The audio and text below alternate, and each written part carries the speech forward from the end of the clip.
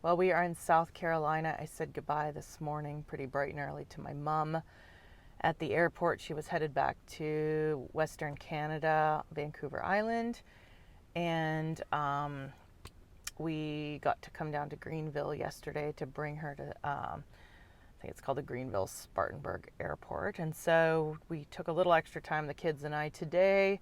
We stopped over at the Greenville Zoo, and then we're giving the dog a chance to get a break at a dog park.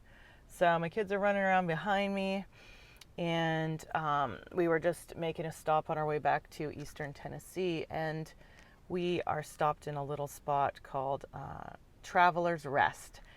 Ever since I've seen it on the map, I've wanted to stop here. I'm not sure what there is to see, but there is just something beautiful about that name that has always caught me, since I saw it a few years ago when we moved here to the East Coast. And so it's kind of got me thinking. One of the things today I've just been really pondering is I've been reading a book. I can't even remember the name of the book, but it's all about circadian rhythm and living with our circadian rhythms, recognizing the power and the potency of them. And it talks about the rhythm of sleep and the rhythm of eating and the rhythm of even our physical activity, and how it's not just important what we do, but it is important when we do it. And of course, I think most of us would, on an intuitive level, recognize the power of this, particular when it comes to sleep. We all know that sleep is important and how much you sleep, but how much you sleep is not as important as when you sleep. Our bodies are hardwired not to be, we were not created to be nocturnal creatures. And so when you have to do shift work or work late at night, or God forbid, you're just dealing with challenges like, gosh, being pregnant or being a brand new mom with a baby or father, or caring for aging parents, or, in a situation of that sort, it can really throw off your ability to rest. And so I've just been reading this book. I'm only just scraped the surface of it in a few chapters, and it's really provoking my thinking about how I've been resting, particularly the last 10 years of my life. And it's interesting because it piggybacks on some really profound stuff that I read a couple of years ago. Arianna Huffington wrote a book about sleep. I don't know much about her life and can't say that I really had followed her at all, but that book really caught me. There was some really poignant things she talked about, basically in managing and running the business that she built through the years, that she, looking back, can see clearly she had lived completely sleep deprived as an adult. And it's only, I think, as her daughter was going off to college that I think she might have hit a mental breakdown. She had some major physical health stuff going on. And so she was kind of brought to a screeching halt and face to face with this reality that her body was struggling. And so I've been kind of provoked around sleep recently, and this book has really sparked that again. I've been intrigued by intermittent fasting and the power of that, but I think there's something even more connected for all of these rhythms. And today I was just thinking, not only the poignant name of Traveler's Rest. We're all travelers in this world in some way or another, and some of us are more have traveled more and travel more on a regular basis, in the lives we've lived. And I definitely have been one of those people.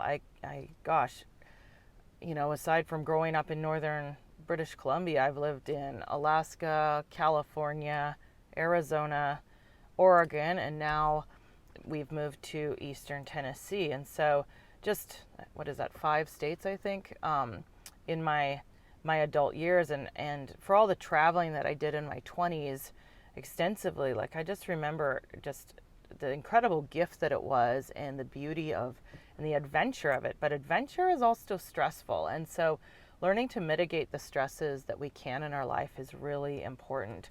And so today I've just been really thinking about rest. So the name of this town is just the fact that I'm here today stands out really in my mind. And I find it interesting, I'm just really thinking of what it is to go back to basics in Coach Wooden's career as a basketball coach. One of the things he was became famous for later, but probably was notoriously known for by players early on, was that when they came onto his team, the very first lesson that he taught them was how to tie their shoes. Well, let's talk a little more specifically about the way you taught your players at UCLA. Now, at the beginning of the year, you had some routines that you helped them understand the importance of fundamentals. They laugh about that, and one of them has a poem now that's, I still put my socks on this very same way. First thing, when I talked to them early, meeting a couple of weeks before practice would start, I'd call them together again and stress again why they're there for academic reasons. That must be number one. But I'd stress other things about politeness and courtesy and how they treat everybody else and so on. And then I'd say, now, young man, I'm going to show you something else. I'm going to show you how to put on your shoes and socks. Okay, here it comes again.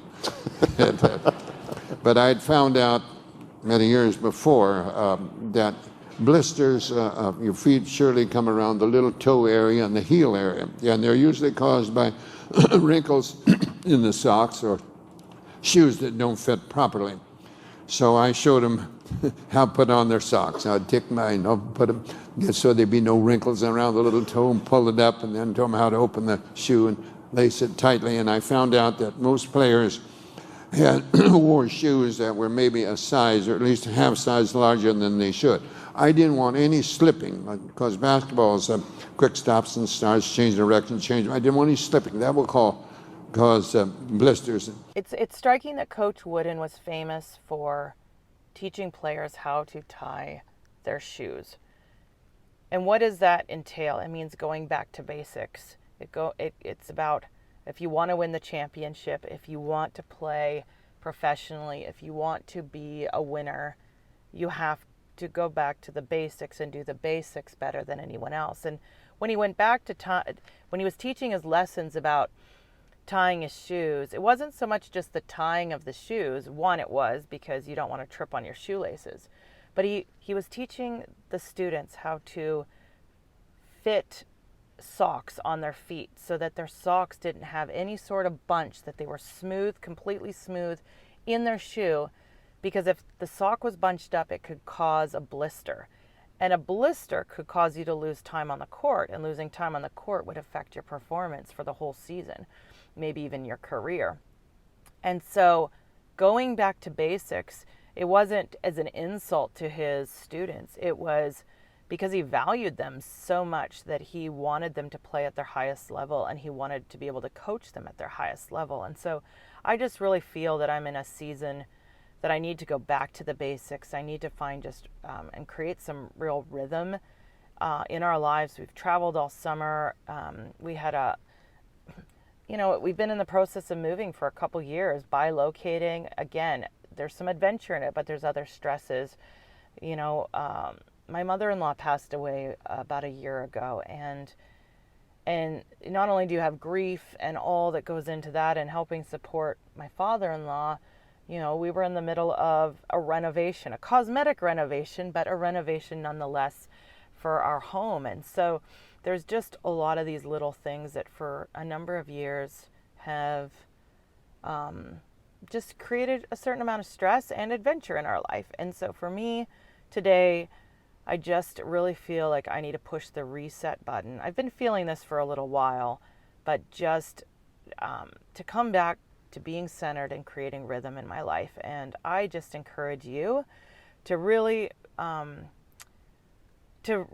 consider as well the power of rhythm, the power of daily rhythms in your life, the rhythm of when you're going to sleep, when you're waking, when you're eating, when you're fasting, or letting your body rest and digest and repair, and when when you're physically resting your body and when you're engaging in physical activity and things like that. And so that's something I'm going to be working on, and maybe I'll revisit. I'll share some more of that as I go along. But this is an encouragement for you today if you are looking to press not just the pause button, but you need a reboot. You need to reset. You need to find power in rest. This is the place to start. This is just the going back to the basics and the building blocks is where champions are made. And so, if you want to win in life, whatever that looks like, winning in relationships, winning in your health, winning in finances, I sure do. I want to build a life that's thriving. I mean, that's even the essence of this channel name, Thrival Now. My desire is that you would win in the game of life, that you would do well, and that you would learn the skills and the strategies, as I am, to live in as full of health as you can, and to live with margin in your energy and your physical life, and to have the strength to do what you need to do on a daily basis and more, have extra energy. Like, living from that overflow is, and not just a margin, not just padding your life with margin, but having an overflow and having abundance in your financial resources and things like that. So I encourage you to consider this today, and if you already are, then I hope this throws some fuel on the fire, and that you will just take a moment wherever you are in your journey and can ponder that traveler's rest and resetting today. All right, see you on the next one.